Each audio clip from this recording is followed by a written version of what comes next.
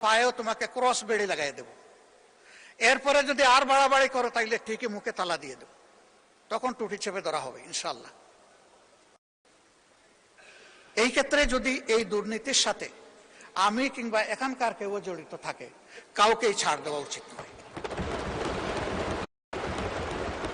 আমি পার্টিকুলারলি কাউকে এটার দ্বারা মিন করছি না, আমি এটার কালেকটিভ রেসপন্সিবিলিটি আছে বলে আমি মনে করি। দুর্গন্ধযুক্ত বাতাস বইছে আর আমি ফিনফিনা গাড়ির ভিতরে বসে আছি, কিছু হলেও ওই ছিদ্রপথে এসে আমার নাকেও দুর্গন্ধ, এটাই স্বাভাবিক। এই জন্য আমরা কেউ নিজেকে ফিরিস্তা দাবি করতে পারি না। আমরা ভুলের ঊর্ধ্বে, সব অপরাধের ঊর্ধ্বে, এ দাবি জীবনে আমি করব না এবং আমি মনে করি কারোই করা উচিত না। কিন্তু নিজের ভুলটাকে বোঝা হচ্ছে সবচেয়ে বড় যোগ্যতা। এটা আমার ভুল, এটা বুঝে যারা প্লে করবেন আলহামদুলিল্লাহ তারা ভালো করবেন, যারা এটা বুঝতে ব্যর্থ হবেন তারা সমাজের জন্য ভালো কিছু করতে পারবেন না। মাননীয় স্পিকার, কথা বলতে গেলে অনেক কথা আছে, এর কোনো শেষ নাই। জুলাই সংক্রান্ত যে কথাগুলো আমরা গতকাল, আজকে একটাও আমি আর রিপিট করতে চাই না। এই সংসদ শুনেছে, আবার শোনার দরকার নাই।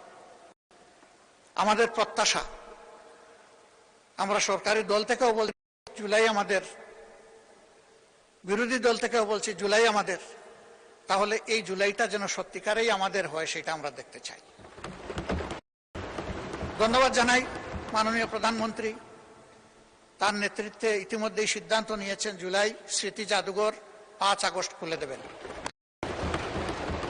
এটি আপামর জনগণের একটা আকাঙ্ক্ষার জায়গা ছিল।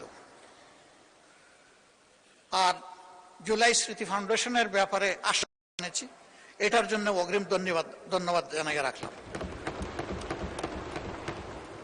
আমি অনুরোধ করব জুলাইকে ইতিহাসের পাতায় তুলে ধরার জন্য, এবং এই কাজটা সরকারকে করতে হবে। মাননীয় মন্ত্রী আছেন, তিনি এটাতে গুরুত্ব দিবেন। জুলাই অধিদপ্তর যেটা করেছেন তার আওতায় শহীদদের প্রোফাইল, তার আওতায় আহত পঙ্গু যারা আছে তাদেরকে তুলে আনার এই বিষয়টা ইতিহাসের অংশ হিসেবে সংরক্ষণের তিনি করে উদ্যোগ নেবেন, এটা আমি আশা করি। মাননীয় স্পিকার, যেহেতু ছুটির জন্য সবাই মুখিয়া, আর সারা বাংলাদেশ এখন কম বেশি বন্যায় ক্ষতিগ্রস্ত, এই জন্য আমি আমার কথা আজকে আর বাড়ালাম না, কথা আরো অনেক বলা যাবে, আল্লাহ তৌফিক। শুধু আমাদের গরিব সহকর্মীদের ব্যাপারে একটা কথা বলতে চাই।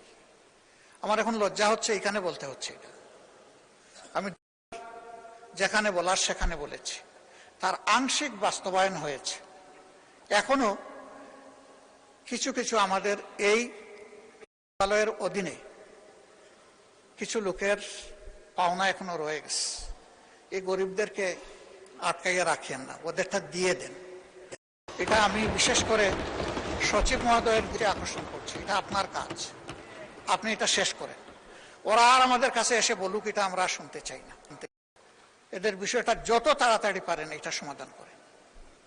শেষ পর্যায়ে এসে আমি এই সংসদ, বিশেষ করে বাজেট অধিবেশন পরিচালনায় সংসদ সচিবালয়ের সম্মানিত আমাদের সহকর্মীবৃন্দ, তারা অক্লান্ত পরিশ্রম করেছে। এর সাথে সম্পৃক্ত যত উইং আছে, সিকিউরিটি ডিপার্টমেন্ট থেকে শুরু করে গণমাধ্যম থেকে শুরু করে, রেওয়াজ অনুযায়ী বাজেট সেশন যখন শেষ হয় তখন তাদেরকে মাসের বেতনের সমপরিমাণ ইনসেন্টিভ দেওয়া হয়, যেই বেতন তারা বুক করছে। সমস্ত কর্মকর্তা এবং কর্মচারীবৃন্দ যারাই আছেন তারা রেগুলার বেসিসে থাকুন অথবা অ্যাডহক বেসিসে থাকুন, যেই থাকুন, তাদের সকলের জন্য আমি প্রস্তাব করছি এটা যেন বরাদ্দ করা হয়, তাদেরকে দেওয়া হয়। আমি মাননীয় প্রধানমন্ত্রী এবং সংসদ নেতাকে আপনার মাধ্যমে করব, আমার এই প্রস্তাবটা তিনি সমর্থন করে গ্রহণ করে কার্যকরী ব্যবস্থা গ্রহণ করবেন। ধন্যবাদ মাননীয় স্পিকার। আসসালামু আলাইকুম ওয়া রাহমাতুল্লাহ।